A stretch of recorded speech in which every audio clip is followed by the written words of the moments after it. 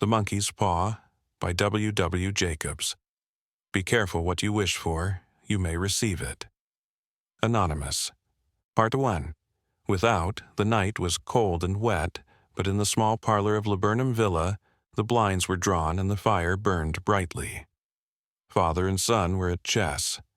The former, who possessed ideas about the game involving radical chances, putting his king into such sharp and unnecessary perils that it even provoked comment from the white-haired old lady knitting placidly by the fire.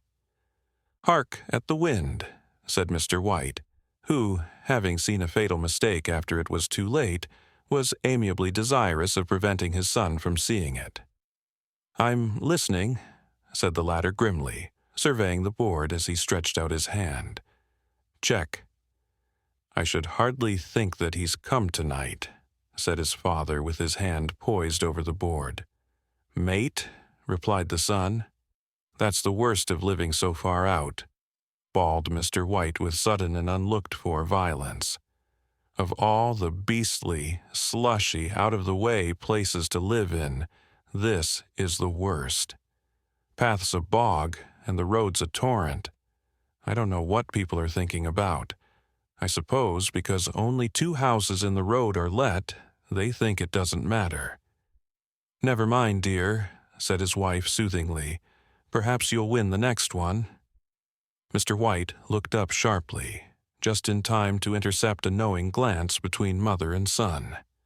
The words died away on his lips, and he hid a guilty grin in his thin gray beard.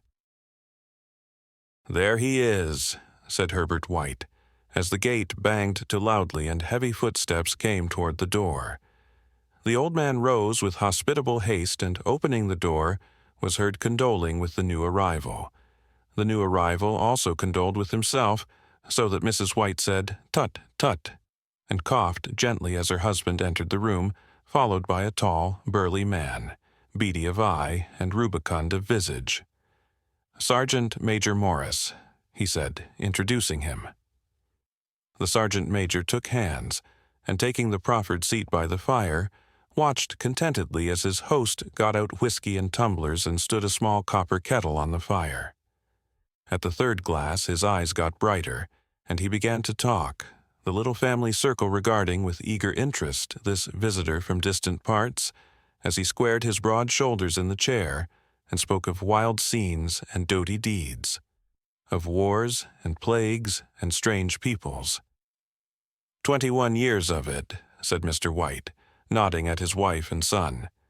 "When he went away, he was a slip of a youth in the warehouse. Now look at him." "He don't look to have taken much harm," said Mrs. White politely.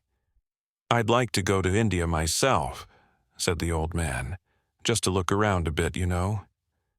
"Better where you are," said the sergeant major, shaking his head. He put down the empty glass and, signing softly, shook it again. "I should like to see those old temples and fakirs and jugglers," said the old man. "What was that you started telling me the other day about a monkey's paw or something, Morris?" "Nothing," said the soldier hastily. "Leastways, nothing worth hearing." "Monkey's paw?" said Mrs. White curiously. "Well, it's just a bit of what you might call magic, perhaps," said the sergeant major offhandedly. His 3 listeners leaned forward eagerly. The visitor absent-mindedly put his empty glass to his lips and then set it down again. His host filled it for him again. "To look at," said the sergeant major, fumbling in his pocket. "It's just an ordinary little paw, dried to a mummy." He took something out of his pocket and proffered it. Mrs. White drew back with a grimace, but her son, taking it, examined it curiously. "And what is there special about it?" inquired Mr. White as he took it from his son, and having examined it, placed it upon the table. "It had a spell put on it by an old fakir," said the sergeant major, "a very holy man. He wanted to show that fate ruled people's lives, and that those who interfered with it did so to their sorrow. He put a spell on it so that 3 separate men could each have 3 wishes from it." His manners were so impressive that his hearers were conscious that their light laughter had jarred somewhat. "Well, why don't you have 3, sir?" said Herbert White cleverly. The soldier regarded him the way that middle age is wont to regard presumptuous youth. "I have," he said quietly, and his blotchy face whitened. "And did you really have the 3 wishes granted?" asked Mrs. White. "I did," said the sergeant major, and his glass tapped against his strong teeth. "And has anybody else wished?" persisted the old lady. "The first man had his 3 wishes. Yes," was the reply. "I don't know what the first 2 were, but the third was for death. That's how I got the paw." His tones were so grave that a hush fell upon the group. "If you've had your 3 wishes, it's no good to you now then, Morris," said the old man at last. "What do you keep it for?" The soldier shook his head. "Fancy, I suppose," he said slowly. "I did have some idea of selling it, but I don't think I will. It has caused me enough mischief already. Besides, people won't buy. They think it's a fairy tale, some of them, and those who do think anything of it want to try it first and pay me afterward." "If you could have another 3 wishes," said the old man, eyeing him keenly, "would you have them?" "I don't know," said the other. "I don't know." He took the paw, and dangling it between his forefinger and thumb, suddenly threw it upon the fire. White, with a slight cry, stooped down and snatched it off. "Better let it burn," said the soldier solemnly. "If you don't want it, Morris," said the other, "give it to me." "I won't," said his friend doggedly. "I threw it on the fire. If you keep it, don't blame me for what happens. Pitch it on the fire like a sensible man." The other shook his head and examined his possession closely. "How do you do it?" he inquired. "Hold it up in your right hand and wish aloud," said the sergeant major, "but I warn you of the consequences." "Sounds like the Arabian Nights," said Mrs. White, as she rose and began to set the supper. "Don't you think you might wish for 4 pairs of hands for me?" Her husband drew the talisman from his pocket, and all 3 burst into laughter as the sergeant major, with a look of alarm on his face, caught him by the arm. "If you must wish," he said gruffly, "wish for something sensible."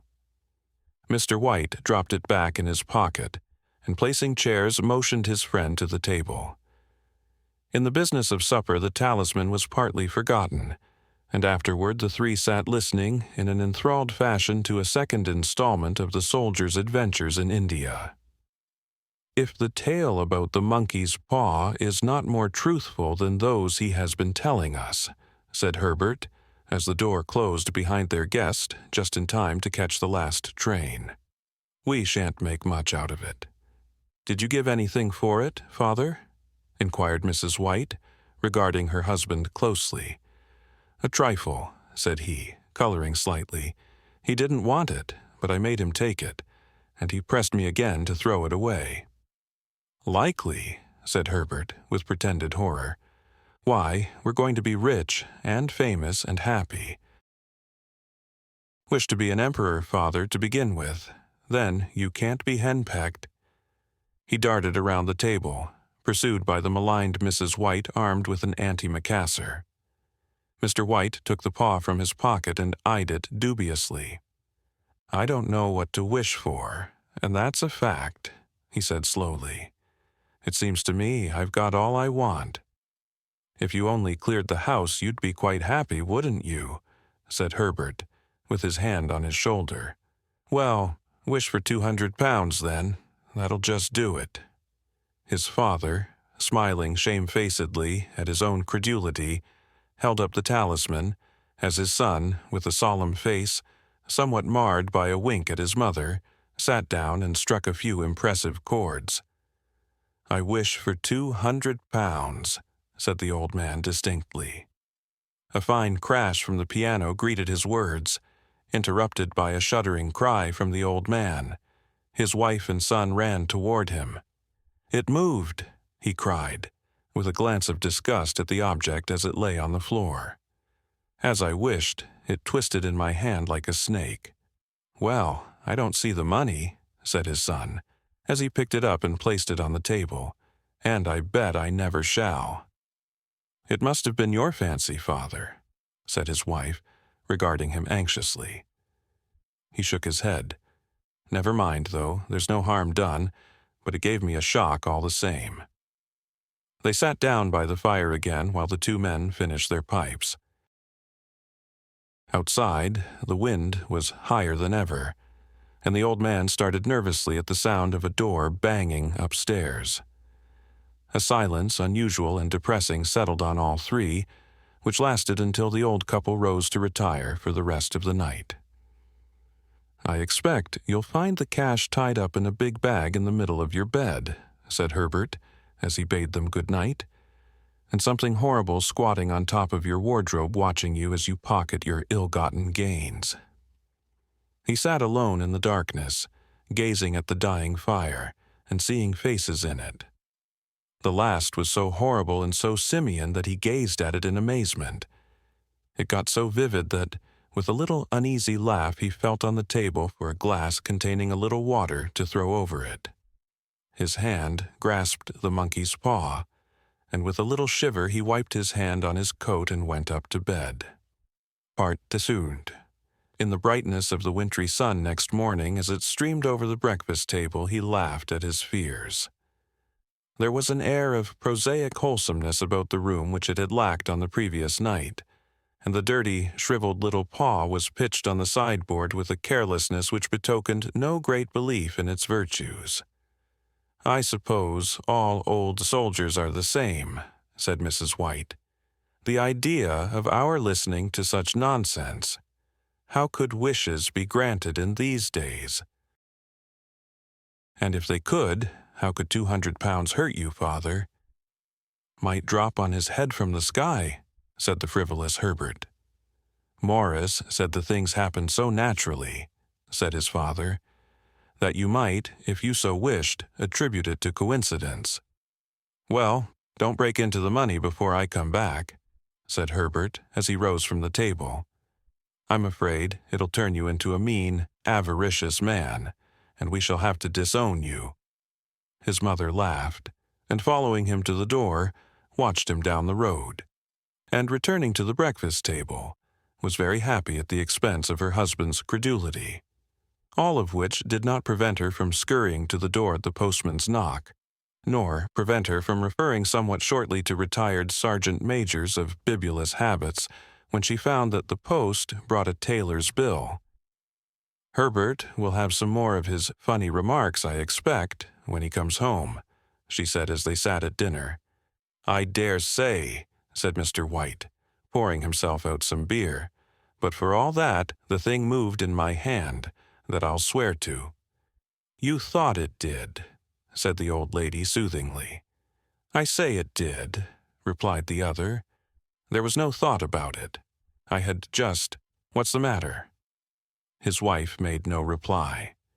She was watching the mysterious movements of a man outside, who, peering in an undecided fashion at the house, appeared to be trying to make up his mind to enter. In mental connection with the £200, she noticed that the stranger was well dressed and wore a silk hat of glossy newness. 3 times he paused at the gate and then walked on again. The 4th time he stood with his hand upon it, and then with sudden resolution flung it open and walked up the path. Mrs. White at the same moment placed her hands behind her, and hurriedly unfastening the strings of her apron, put that useful article of apparel beneath the cushion of her chair. She brought the stranger, who seemed ill at ease, into the room. He gazed at her furtively, and listened in a preoccupied fashion as the old lady apologized for the appearance of the room, and her husband's coat, a garment which he usually reserved for the garden. She then waited as patiently as her sex would permit for him to broach his business, but he was at first strangely silent. "I was asked to call," he said at last, and stooped and picked a piece of cotton from his trousers. "I come from Ma and Megan's. The old lady started. "Is anything the matter?" she asked breathlessly. "Has anything happened to Herbert? What is it? What is it?" Her husband interposed. There, mother," he said hastily. "Sit down and don't jump to conclusions. You've not brought bad news, I'm sure, sir," and eyed the other wistfully. "I'm sorry," began the visitor. "Is he hurt?" demanded the mother wildly. The visitor bowed in assent. "Badly hurt," he said quietly, "but he is not in any pain." "Oh, thank God," said the old woman, clasping her hands. "Thank God for that. Thank—" She broke off as the sinister meaning of the assurance dawned on her, and she saw the awful confirmation of her fears in the other's averted face. She caught her breath, and turning to her slower-witted husband, laid her trembling hand on his. There was a long silence. "He was caught in the machinery," said the visitor at length in a low voice. "Caught in the machinery," repeated Mr. White in a dazed fashion. "Yes." He sat staring out the window, and taking his wife's hand between his own, pressed it as he'd been wont to do in their old courting days nearly 40 years before. "He was the only one left to us," he said, turning gently to the visitor. "It is hard." The other coughed, and rising, walked slowly to the window. "The firm wishes me to convey their sincere sympathy with you in your great loss," he said, without looking round. "I beg that you will understand I am only their servant and merely obeying orders." There was no reply. The old woman's face was white, her eyes staring, and her breath inaudible. On the husband's face was a look such as his friend the sergeant might have carried into his first action. "I was to say that Ma and Megan's disclaim all responsibility," continued the other. "They admit no liability at all, but in consideration of your son's services, they wish to present you with a certain sum as compensation." Mr. White dropped his wife's hand, and rising to his feet, gazed with a look of horror at his visitor. His dry lips shaped the words, "How much?" £200, was the answer. Unconscious of his wife's shriek, the old man smiled faintly, put out his hands like a sightless man, and dropped, a senseless heap, to the floor. Part the third.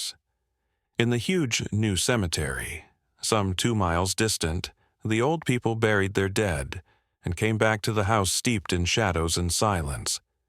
It was all over so quickly that at first they could hardly realize it, and remained in a state of expectation as though of something else to happen.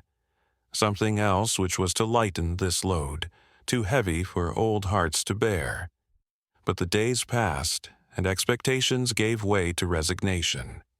The hopeless resignation of the old, sometimes miscalled apathy. Sometimes they hardly exchanged a word, for now they had nothing to talk about, and their days were long to weariness. It was about a week after that the old man, waking suddenly in the night, stretched out his hand and found himself alone. The room was in darkness, and the sound of subdued weeping came from the window. He raised himself in bed and listened. "Come back," he said tenderly. "You will be cold." "It is colder for my son," said the old woman, and wept afresh. The sounds of her sobs died away on his ears. The bed was warm, and his eyes heavy with sleep. He dozed fitfully, and then slept until a sudden wild cry from his wife awoke him with a start. "The paw!" she cried wildly. "The monkey's paw!" He started up in alarm. "Where? Where is it? What's the matter?" She came stumbling across the room toward him. "I want it," she said quietly. "You've not destroyed it?" "It's in the parlor, on the bracket," he replied, marveling. "Why?" she cried and laughed together, and bending over, kissed his cheek. "I only just thought of it," she said hysterically. "Why didn't I think of it before? Why didn't you think of it?" "Think of what?" he questioned. "The other 2 wishes," she replied rapidly. "We've only had one." "Was not that enough?" he demanded fiercely. "No," she cried triumphantly. "We'll have one more. Go down and get it quickly and wish our boy alive again." The man sat in bed and flung the bedclothes from his quaking limbs. "Good God, you are mad!" he cried aghast. "Get it," she panted. "Get it quickly and wish, oh, my boy, my boy." Her husband struck a match and lit the candle. "Get back to bed," he said unsteadily. "You don't know what you are saying." "We had the first wish granted," said the old woman feverishly. "Why not the second?" "A coincidence," stammered the old man. "Go get it and wish," cried his wife, quivering with excitement. The old man turned and regarded her, and his voice shook. "He has been dead 10 days, and besides I would not tell you else, but I could only recognize him by his clothing. If he was too terrible for you to see then, how now?" "Bring him back," cried the old woman, and dragged him towards the door. "Do you think I fear the child I have nursed?" He went down in the darkness, and felt his way to the parlor and then to the mantelpiece. The talisman was in its place, and a horrible fear that the unspoken wish might bring his mutilated son before him ere he could escape from the room seized up on him, and he caught his breath as he found that he had lost the direction of the door. His brow cold with sweat, he felt his way round the table and groped along the wall until he found himself in the small passage with the unwholesome thing in his hand. Even his wife's face seemed changed as he entered the room. It was white and expectant, and to his fears seemed to have an unnatural look upon it. He was afraid of her. "Wish!" she cried in a strong voice. "It is foolish and wicked," he faltered. "Wish!" repeated his wife. He raised his hand. "I wish my son alive again." The talisman fell to the floor, and he regarded it fearfully. Then he sank trembling into a chair as the old woman with burning eyes walked to the window and raised the blind. He sat until he was chilled with the cold, glancing occasionally at the figure of the old woman peering through the window. The candle end, which had burned below the rim of the china candlestick, was throwing pulsating shadows on the ceiling and walls until, with a flicker larger than the rest, it expired. The old man, with an unspeakable sense of relief at the failure of the talisman, crept back to his bed, and a minute afterward the old woman came silently and apathetically beside him. Neither spoke, but sat silently listening to the ticking of the clock. A stair creaked, and a squeaky mouse scurried noisily through the wall. The darkness was oppressive, and after lying for some time screwing up his courage, he took the box of matches, and striking one, went downstairs for a candle. At the foot of the stairs the match went out, and he paused to strike another. And at the same moment a knock came so quiet and stealthy as to be scarcely audible, sounded on the front door. The matches fell from his hand and spilled in the passage. He stood motionless, his breath suspended until the knock was repeated. Then he turned and fled swiftly back to his room and closed the door behind him. A third knock sounded through the house. "What's that?" cried the old woman, starting up. "A rat," said the old man in shaking tones. "A rat. It passed me on the stairs." His wife sat up in bed listening. A loud knock resounded through the house. "It's Herbert." She ran to the door, but her husband was before her, and catching her by the arm, held her tightly. "What are you going to do?" he whispered hoarsely. "It's my boy. It's Herbert," she cried, struggling mechanically. "I forgot it was 2 miles away. What are you holding me for? Let go. I must open the door." "For God's sake, don't let it in," cried the old man, trembling. "You're afraid of your own son," she cried, struggling. "Let me go. I'm coming, Herbert. I'm coming." There was another knock and another. The old woman with a sudden wrench broke free and ran from the room. Her husband followed to the landing and called after her appealingly as she hurried downstairs. He heard the chain rattle back and the bolt drawn slowly and stiffly from the socket. Then the old woman's voice, strained and panting. "The bolt!" she cried loudly. "Come down, I can't reach it." But her husband was on his hands and knees groping wildly on the floor in search of the paw. If only he could find it before the thing outside got in. A perfect fusillade of knocks reverberated through the house, and he heard the scraping of a chair as his wife put it down in the passage against the door. He heard the creaking of the bolt as it came slowly back, and at the same moment he found the monkey's paw and frantically breathed his third and last wish. The knocking ceased suddenly, although the echoes of it were still in the house. He heard the chair drawn back, and the door opened. A cold wind rushed up the staircase, and a long, loud wail of disappointment and misery from his wife gave him the courage to run down to her side and then to the gate beyond. The street lamp flickering opposite shone on a quiet and deserted road.